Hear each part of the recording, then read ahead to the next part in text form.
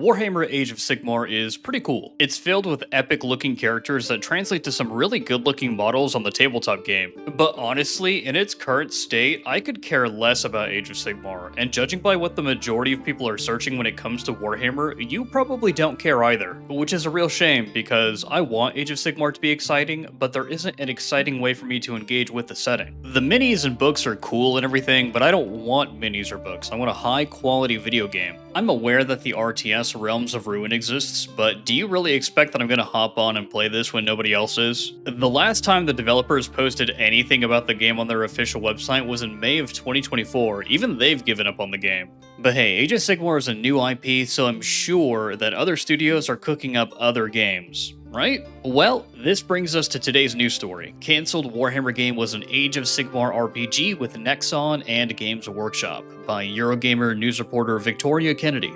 That's right, there was a game in the works being developed, or at least backed by a decently sized studio, Nexon, which has made some bangers, with MapleStory probably being its most memorable release. I'm a little conflicted about this, because Nexon was trying to make a PvE social multiplayer game supported by its world-class live operations for sustaining the fun with new content and service. AKA, this was going to be a live service game. This is confirmed because the article also states that in each season of the game, players were going to collect characters and enter new realms. I don't know how much you guys know about the game The First Descendant. A lot of people call it a pay-to-progress game, but back in my day, we just call these pay-to-win games. Whatever this Age of Sigmar game was going to be, it just seemed like it was destined to become another First Descendant, but with a fresh coat of Warhammer paint applied to it. And I'm actually glad that this game is never going to see the light of day. Pay-to-win games are cringe, and Nexon has an entire catalog of them. It's their MO. But at the same time, as a Warhammer fan, and especially as a Warhammer video games fan, this is pretty sad news. I'm really invested in Warhammer 40k as a setting, and the main reason why is because of Dawn of War, which was the thing that hooked me to the franchise. Age of Sigmar needs a Dawn of War or a Space Marine 2 to get people's attention. Just look at how many people were interested in searching for Warhammer 40k when Space Marine 2 was released. It was a big deal, and just like how Dawn of War was my hook to the franchise, Space Marine 2 was probably what hooked a lot of other people to 40k. Even Warhammer Fantasy has been experiencing a massive comeback with the success of Total War Warhammer. This game has consistently been the most played Warhammer game for years, though that may be up in the air now that Space Marine 2, which is available on PC and consoles, is a thing. When it comes to marketing and advertising, I'm willing to wager that Total War Warhammer and Vermintide 2 do a lot of the heavy lifting for Warhammer Fantasy nowadays. Of course, Games Workshop is trying to recapture the fantasy IP with their release of the Old World, but it's still nearly brand new, so I don't expect a game developer to pick the franchise up for a while. But I don't want to be the kind of person that just complains about Age of Sigmar without throwing out any ideas that game developers could successfully implement, so let's talk shop.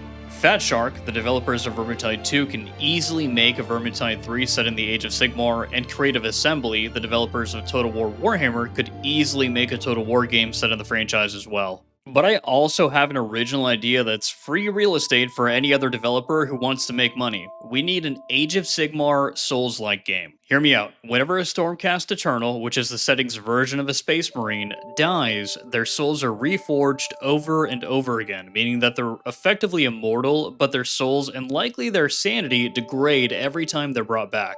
This concept would fit extremely well in a Souls-like, and we have evidence that it works since the exact same concept was used in Dark Souls. One of the major plot points in Dark Souls is that the undead keep coming back after they die until they give up and eventually go hollow. Going hollow in Dark Souls is completely losing oneself to the undead curse. You can't die, but you aren't really you anymore. It would be interesting to explore this dynamic in a Souls-like experience, but with a Stormcast Eternal. In fact, Stormcast Eternals would be the ideal characters to focus on because they're already the poster child of the franchise, just like how the Space Marines are synonymous with 40k. The game could be single player, multiplayer, co-op, whatever. It just needs to be as high quality as Dark Souls was. As long as there's some serious attention to detail placed on the story, gameplay, and RPG aspects of the game, it would do just fine because the idea was practically written for a game like this.